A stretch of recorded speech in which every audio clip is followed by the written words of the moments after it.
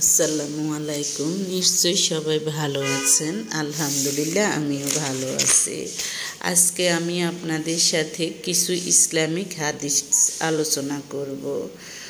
যেমন অহংকার অন্তরের একটি হারাম কাজ। এটা আমার কথা নয়, এটা হাদিসের কথা। অন্তরের সঙ্গে সম্পৃক্ত রয়েছে এমন কিছু আমল আছে যা হারাম। উদাহরণস্বরূপ, অহংকার করা অর্থাৎ নিজেকে বড় মনে করা এবং এটা মনে করা যে আমি সব থেকে বড়, এটা আমার অহংকার, যা অন্তরে সৃষ্টি হয়।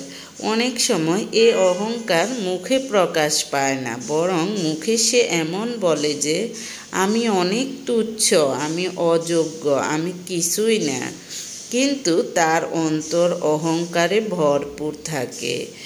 এভাবে যে সে অন্যকে তুচ্ছ মনে করে। এই অহংকার অন্তরের গোপনীয় রোগ এবং হারাম। অহংকার এত মারাত্মক হারাম যে শূকরের গোশত খাওয়ার চেয়েও বেশি হারাম, মদ পান করার চেয়েও বেশি হারাম। এই কারণে যে অহংকারই মূলত আল্লাহ তাআলার সঙ্গে যুদ্ধকারীর সমান। অহংকার এবং শ্রেষ্ঠত্ব শুধুমাত্র আল্লাহ তাআলার জন্য শোভা পায়। এখন যে ব্যক্তি এটা বলে যে আমি সর্বশ্রেষ্ঠ, সে মূলত আল্লাহ তাআলার মোকাবিলা করেছে। মোট কথা, অহংকার অনেক বড় খারাপ জিনিস এবং হারাম। অনুরূপভাবে হিংসাও অন্তরের একটি রোগ। অর্থাৎ কোনো মানুষের যখন কোনো নিয়ামত অর্জন হয়, এই নিয়ামত দেখে অন্তরে জ্বলন সৃষ্টি হতে থাকে যে এই নিয়ামত তার কেন অর্জন হয়েছে, তার থেকে এই নিয়ামত ছুটে যাক। অন্তরে এমন হিংসা সৃষ্টি হওয়া হারাম।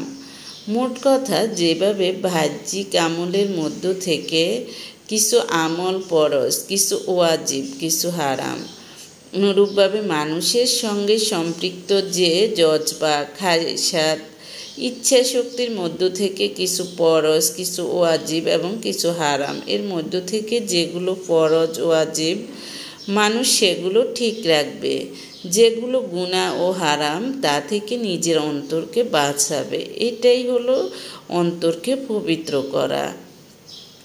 তাই অন্ততপক্ষে শুকর এবং সবর বা ধৈর্য ধরে আপনার অন্তরকে আপনি ফ্রেশ রাখুন।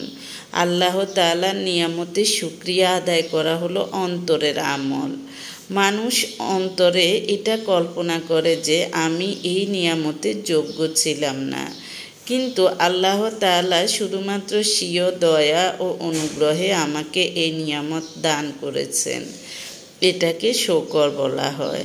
এটা অন্তরের আমল এবং ফরজ।